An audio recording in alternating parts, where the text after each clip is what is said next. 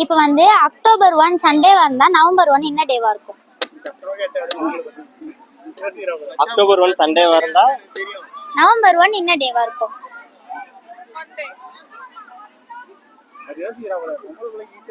Week டேவா இருக்கும். இல்ல, சண்டேவா இருந்தா அடுத்த நவம்பர் 1 என்ன டேவா இருக்கும்? அடுத்த மந்த் நவம்பர் தானே, அப்போ 1 என்ன டேவா? மண்டேவா இருக்கும். எக்ஸ்பிளைன் பண்ண முடியுமா எப்படி மண்டே? சண்டே ஒன்னாந்தேதி சண்டேனா நெக்ஸ்ட் சண்டே வந்து 8 இருக்கும். அதுக்கடுத்து 15, அதுக்கடுத்து 22, அதுக்கடுத்து 31.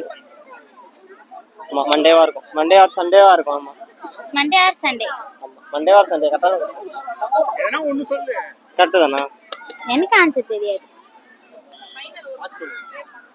இல்ல மண்டே தான். எனக்கு ஆன்சர் தெரியாது, நீங்க தான் சொல்லுங்க. ஏய் நான் எங்கடா பார்த்தேன். சரி ஓகே.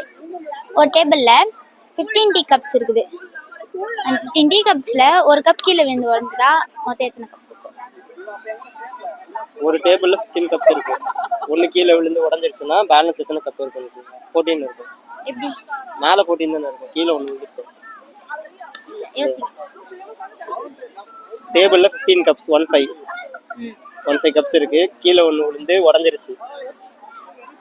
50 கப்ஸ் இருக்குது, அதுல ஒரு கப் கீழே விழுந்து உடைஞ்சிருது. அப்போ மொத்தமா அந்த டேபிள்ல எத்தனை கப் இருக்கும்? டேபிள் மொத்தம் 15 தானே? 50வா? கேள்வியே பதில் வரும். ஆமா, ஒரு டேபிள்ல 50 கப்ஸ் இருக்குது, அதுல ஒரு கப் கீழே விழுந்து உடைஞ்சிச்சுன்னா மொத்தம் எத்தனை கப் இருக்கும்? 50 கப்ஸ் இருக்கும். இல்ல, 4 கப் தான் இருக்கும். ஒரு டேபிள்ல திரும்ப நான் திரும்ப क्वेश्चन சொல்றேன்.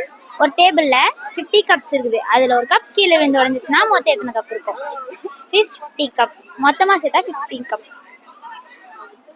நான் சொல்றது புரியுது? Okay okay okay. அந்த क्वेश्चन சேர்த்து கேக்குறாங்க. அது சொல்றியா?